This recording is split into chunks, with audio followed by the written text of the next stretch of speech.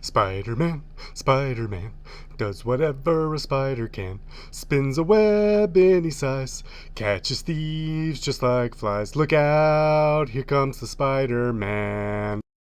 Hey gang, Doc Fortune here, and today I want to weave a web of wonder about the most popular superhero of all time, the sensational, the spectacular, the amazing Spider-Man. Spider-Man was created by Stan Lee and Steve Ditko and made his first appearance in the pages of Amazing Fantasy number 15 in 1962.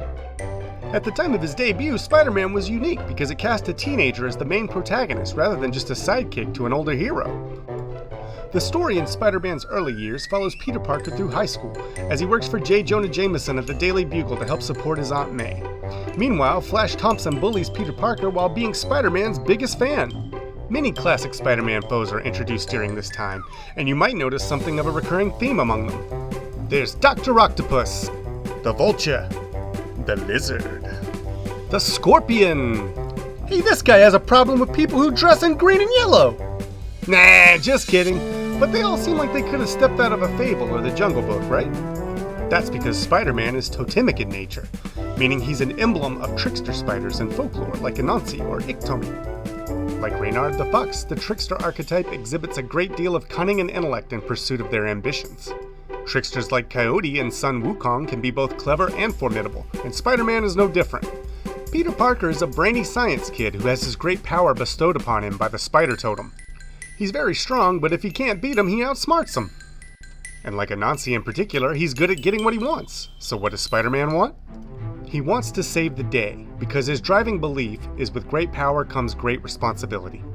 Early in his career, Spider-Man lets a mugger escape because it's not his problem. That mugger later goes on to kill his uncle, and Spider-Man realizes something profound in this moment. In 1867, John Stuart Mill put it like this: "Bad men need nothing more to compass their ends than that good men should look on and do nothing." And Peter Parker uses his great power to do the good that's in front of him, becoming a hometown hero, the friendly neighborhood Spider-Man. The second stage of Spider-Man's story starts when he begins college at NYU, where many of his most memorable cast members like Gwen Stacy and Harry Osborn are first met.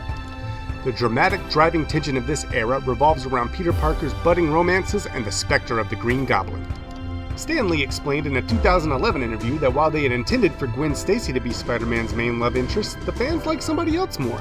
The audience shipped Peter Parker and Mary Jane Watson, and the rest is history from there. And as Mary Jane and Peter fall more in love, his best friend's father, Norman Osborn, recovers his memories from his time as the Green Goblin, including the secret identity of Spider-Man. Sadly for poor Gwen Stacy, the Green Goblin doesn't use Facebook, and he remembers her as Peter's girlfriend. In the struggle, the Green Goblin throws Gwen Stacy from the George Washington Bridge, killing her.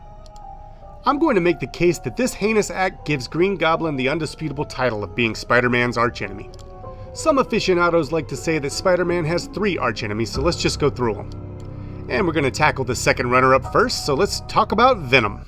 Peter Parker's personal life is a mess due to his priorities as Spider-Man, but Eddie Brock is such a hard-luck loser he makes Peter look like a pro. Naturally, Brock fails to face his flaws and blames Spider-Man, stalking him until he finds him discarding an alien costume that gave him enhanced power. The spurned alien's jealousy combined with Brock's scornful attitude creates a monster called Venom. And now, armed with greater strength and the suit's intimate knowledge of all Parker's secrets, do you know what Venom does next, dear listener? Boom! He still gets his punk ass kicked so badly that he gives up and turns hero. Not exactly Nemesis material. First runner-up is a much more worthy contender, Dr. Octopus. Doc Ock's nigh indestructible arms and high-level intellect make him such a formidable match that he beats Spider-Man in their first fight. Doc Ock founds the Sinister Six, an anti-Spider-Man team of villains. He even marries his Aunt May at one point, which is like seeing your bully walk out of your mom's bedroom. But Doc Ock's greatest triumph comes by way of a story that I gotta admit, I don't like very much. However, it has a poignant ending that will help drive home my point. In the Superior Spider-Man, Doc Ock, dying of cancer, switches minds with Peter Parker and leaves him to die in his body. And with a newfound lease on life, Doc Ock sets out to prove he's a better Spider-Man than Peter ever could be. Doc Ock is a more self-interested anti-hero, advancing Peter's career and striking up a romance with a tiny lady named Anna Maria. Meanwhile, Peter's spirit lingers on in a kind of sunken space like in Get Out. And everything goes along just fine until the Green Goblin builds an army and kidnaps Anna Maria. When the maniacal menace finally has him backed into a corner, Doc Ock realizes he's been outmatched by the Green Goblin, and only one person has a winning record against him. Doc Ock allows Peter to take back control, admitting once and for all that Parker is in fact the superior Spider-Man, and the only one who can stop the Green Goblin and save Anna Maria. And this whole tangent just goes to show that even Dr. Octopus himself recognizes that the Green Goblin is a greater threat. I'll just make one final point on this, and it's that the Green Goblin's murder of Gwen Stacy puts him in a league of his own.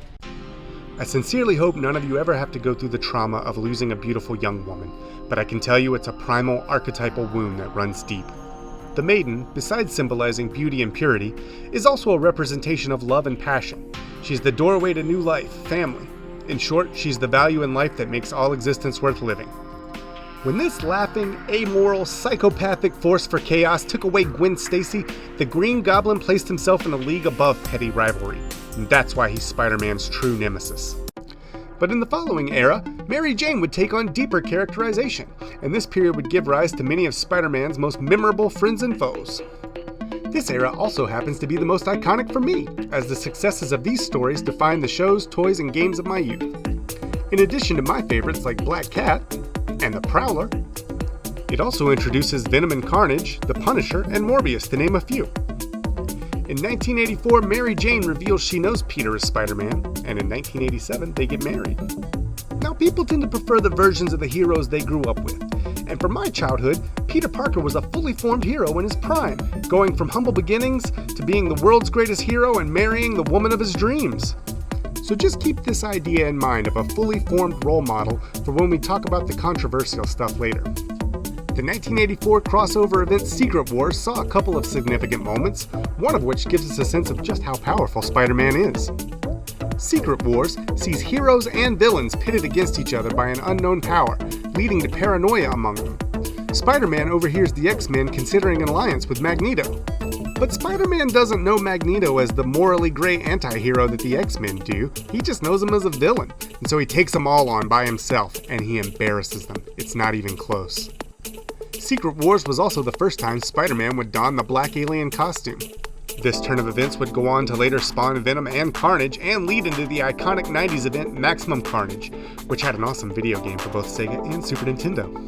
In this story, Carnage gathers a team of bloodthirsty monsters and goes on a terror spree through the city, so Spider-Man has to team up with his old enemy Venom to stop him. In fact, Spider-Man's made a lot of amazing friends over the years that show up to help. You see, trickster totems like Spider-Man are known for crossing boundaries, including those between stories and universes. This means he has a lot of team-ups and makes a lot of amazing friends. He's been an Avenger, he's filled in for his best friend Johnny Storm on the Fantastic Four, and in one of my old-timey favorites, he even teams up with Batman to fight Carnage and the Joker. And while we're on this subject, this might be a good point to transition into the controversies, because they help to explain why crossovers don't happen between DC and Marvel anymore. In this next part, I'm going to engage in some spicy takes, and I'm not going to back anything up or cite anything but my own lifelong experience as a comics fan, so buckle up, buckaroos. Before the 2000s, you would get all kinds of cool crossovers like Spider-Man with both Superman and Batman, the JLA with the Avengers, and an event called Amalgam that created these cool mashups of all their characters.